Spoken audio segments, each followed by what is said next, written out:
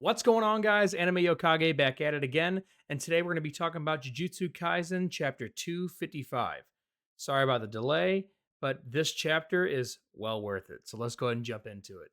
So we start the chapter again with Miguel showing up to save the day and save Wee Wee from being killed by Sukuna, because Sukuna is getting rather annoyed with Wee Wee's ability to take injured sorcerers off the field and take them somewhere else to be healed. As long as Wee Wee is a cog in the machine, which is fighting off Sukuna, I don't think he'll ever be able to get the upper hand, because as soon as he gets busy with somebody else is getting healed over with Shoko. So that's the first stage of business, is to get Wee Wee off the field. Miguel does not allow this, though, and also someone else we haven't seen in a very long time, LaRue. And it seems that in this chapter we're going to learn what LaRue's curse technique is. I've always been very curious about that. I never knew what it was, and in this chapter, it will be revealed. We actually see LaRue using that curse technique, and it's a giant hand that actually saved Kusakabe at the same time that they saved Wee Wee.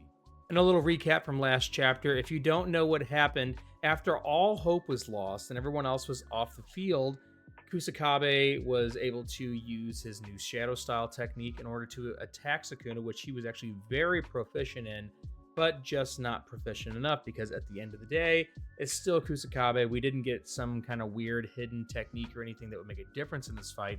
But the fact that he stood up as much as he did and put Sukuna at a surprise attack state, he did way more than I thought he ever would.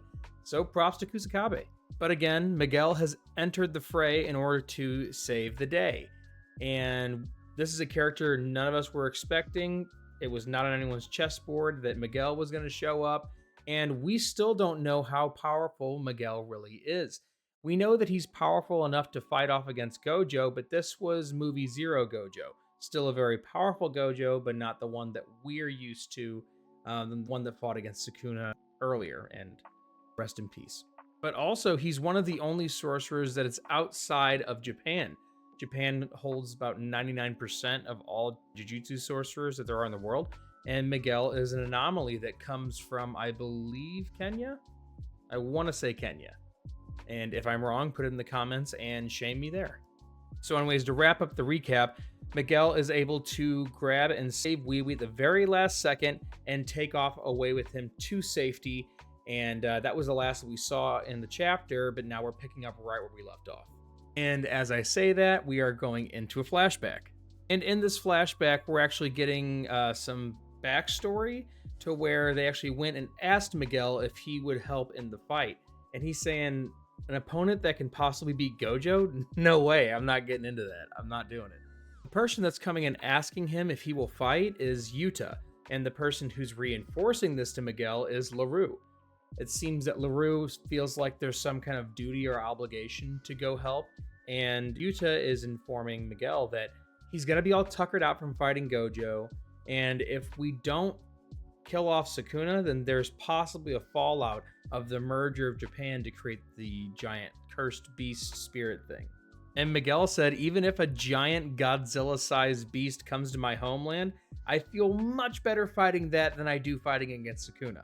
One thing I don't think is being taken into account is that if Sukuna is able to complete the will of Kenjaku and is able to merge everybody into this giant cursed spirit monster, they're still going to have to fight Sukuna too. Sukuna doesn't go away because the monster's here. That means that they're both on the playing field. And so you can either try and get rid of Sukuna now and fix the problem at its source, or you're possibly going to deal with two very large problems in the future. Miguel says, I don't know why you guys all think in Japan that a cheerful black guy will just survive everything. I really like Miguel's personality and the way that he speaks back and forth. He's a fun, refreshing character. Miguel says, if you guys wanted me to be in this fight so bad, Gojo should have been here himself, bowing his head asking me to help. Yuta's like, how should I prostrate myself? Should I beg? And Miguel goes, oh, did I strike a nerve? I am really liking the personality. I'm digging it. So seeing that Yuta is getting nowhere with Miguel, LaRue asked Yuta if he could leave the room and just let them talk. Where Miguel says, LaRue, what are you going to do? And LaRue responds with, just as well that I just wanted to make Suguru king. And you wanted the exact same. Suguru being Geto for anyone out there who doesn't know that.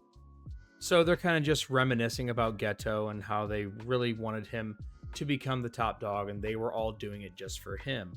And Miguel even brings up the point, I'm done babysitting Yuta because that was my payback to Gojo for letting me live in Shinjuku. He clearly states he has nothing left at stake in this country being Japan. LaRue goes on to say, we really want to make Geto proud and let him celebrate us in heaven. For sure, that's what we want to do. And Miguel sharply answers, don't you mean hell? He definitely went to hell. So reluctantly, Miguel agrees to join in the fight, but under some conditions. 1. Gojo would have lost already. 2. Yuta would have lost already. 3. Sukuna's domain must be inoperable. And 4. LaRue has to fight with him. And LaRue goes, I'm fighting too. And Miguel says, of course, more friends the better. So Miguel and LaRue, back in present time looking at Sukuna, are able to digest and elaborate what kind of situation they're in with Sukuna. They determine that his domain is unusable. They determine that he is missing his left hand.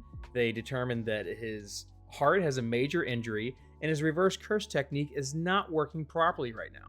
And there's a bit of confidence in the air. They're both saying, I kind of feel bad that we're going to come in here and just steal the show. They jump into action, and this is where we start to learn a little bit about LaRue's curse technique.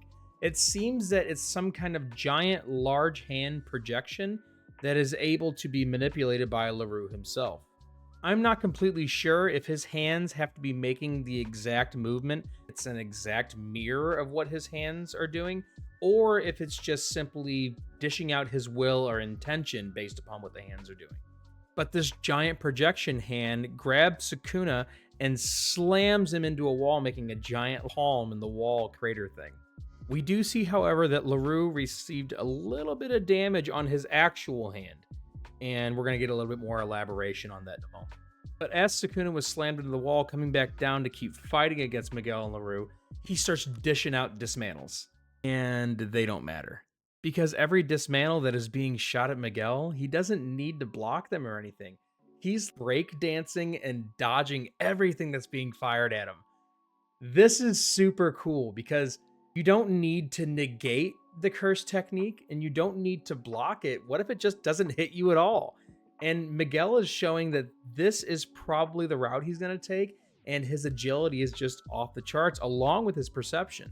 If you remember, Sukuna made it a big deal that Maki could see his techniques just like Maharaga. And it seems here that Miguel can see them as well. Unless he's just breakdancing and becoming the luckiest person that we've ever seen, nothing's touching him. So I would have to assume that he can see the slashes and is perceiving them as they come in. We see that Sukuna is just starting to go crazy with the dismantles and is just starting to try and cut everything up. Miguel keeps dodging away, and LaRue actually to dodge, he can't move quick enough, so he uses one of his giant hand projections to grab himself and pull himself out of the way. And this is why I said before, I'm not sure if his hands actually are mirroring his physical hands like the projections are, because as he's being drug away, both of his hands are not doing what his hand projection is doing. And we are actually getting a little bit of exposition of what this technique is, so I'll read it directly for you. LaRue's technique, Heart Catch, can grip the technique's target. Even if destroyed, the illusionary hand can be reinitialized an indefinite amount of times, with only 1/10 of the damage being transferred back to LaRue's own body. Now, I think this is a super cool technique, but is it a majorly OP powerful technique? No. It's a cool technique, it's probably very useful, but pretty much every other sorcerer that we've seen has a more usable technique than this, except for Kusakabe. So while very useful, versatile, and probably damaging that this technique is, it's just not as impressive as a lot of the other things that we've already been shown. But now is when we learn about Miguel's technique. Sukuna says, I don't have to be worried about that giant hand thing. If there's any kind of promise coming from this fight, it's going to be from Miguel. Miguel's technique is revealed as Hokuna Lana. I hope I didn't butcher saying that. Now, we get a little bit of exposition on what Hakuna Lana is, and I'll go ahead and read that directly for you guys. From the Swahili language, can be translated directly as without curses, referenced as the Song of Grace. It seems to reference the ritualistic dance of the Maasai warriors, used by young warriors to show their ability to make quick motions and jumps, as a display of grace and dexterity while employing movements considered useful for hunting and fighting. This is super cool. This is super detailed. I love this curse technique. Now, this curse technique allows him to use rhythm and dance in order to buff himself and debuff his opponents. And also it states that this technique allows him to expel curses from himself and kick up his own physical prowess. So if he's got the beat and the rhythm, then I don't know if this can be doubled on top of itself. The more that he gets into it, the more it builds like a song or anything like that. We also saw something like this in Demon Slayer. When we saw this in Demon Slayer, it was actually from the sound Hashira Tengen. And he was able to use his techniques when he was able to find the melody or the sound of the opponent's attacks. He can like see the song, and if he can see the song, he can see the score. If he can see the score, then he can counter everything perfectly. His attacks become buffed, his opponent's attacks become very readable. I don't know if it's anything like this, but it seems kind of along the same lines. This is really cool. I like this a lot because I don't know if there's an upper limit to it. Essentially, he's getting all the buffs of having a domain without actually using a domain. So this is something he can keep implementing over and over and over again, and it's not going to give him any burnout. It's stated that it's very, very useful, but not particularly scary. But I'm sure that in the right circumstance, or I'm sure that like if it's allowed to go on too long, this can become pretty scary. And this is all told to us by Gojo because Gojo has the Six Eyes ability to where he's able to analyze and evaluate any kind of curse or curse technique just by looking at it. And Gojo goes on to explain how he thinks that Miguel is scary and very powerful, and I'll just read straight from it. 99% of all sorcerers are Japanese. Add a cursed energy buff to these guys' physiques and their muscle mass, which are crazy rare in Japan, and the results are pretty menacing. And Miguel immediately calls him out and says, "You're painting with a pretty broad brush," and that's racist as hell. He says, "I'm not just athletic and powerful and strong because I'm black. I'm this way because I'm me." And again, I like this character a lot, standing on business and kind of just like saying, "Hold up, I'm awesome because I'm him." So Gojo apologizes and Miguel says, it's whatever, I don't care." It's really weird how Gege just decided to throw that in though. I don't think that needed to be in there. I don't know if he's just trying to like, buff up Gojo's arrogance or anything like that. It just seemed kind of like left field, and why? But everybody has their way of building their own characters. It's been stated he really doesn't like Gojo, and I think this is just another punch in the gut for the character, just to make him, yeah, I hate him, and he's racist too. So after buffing his own attacks and debuffing Sukuna and starting to pick up his curse technique, he's able to speed blitz Sukuna, grab his hand, take it out of the way, and punch him right in the abdomen. And when he punches him in the abdomen, I can't really tell, but he might be punching him right in the heart, which, if you remember, is damaged and exposed. So none of us have to be a doctor to know that this is a devastating blow. Miguel's starting to throw hands and bring it to Sukuna, and that's when Jump Kaisen begins again. Because as Miguel is giving him business in the front, Choso returns to the fray and fires off a piercing blood supernova at Sukuna. Now, I can't tell if this hits or not, but regardless, it's putting pressure back on Sukuna. He is not able to heal properly right now, and he's heavily damaged. So any extra variable to worry about is devastating to him right now. That's not the only person returning to the fray, though, because Yuji is returning to the battle and comes down from the ceiling with like a double hammer fist right on top of Sukuna. And it looks like that if Sukuna did not block this, it would do significant damage, judging by the floor beneath his feet breaking on impact. Sukuna is obviously surprised and says, "You're still around?" Which obviously he knows because he's been taking everyone who's damaged off the field over to Shoko to get healed. Again, that is not confirmed, but you can pretty well guess it. But we begin to get a little bit of exposition on the world cutting slash.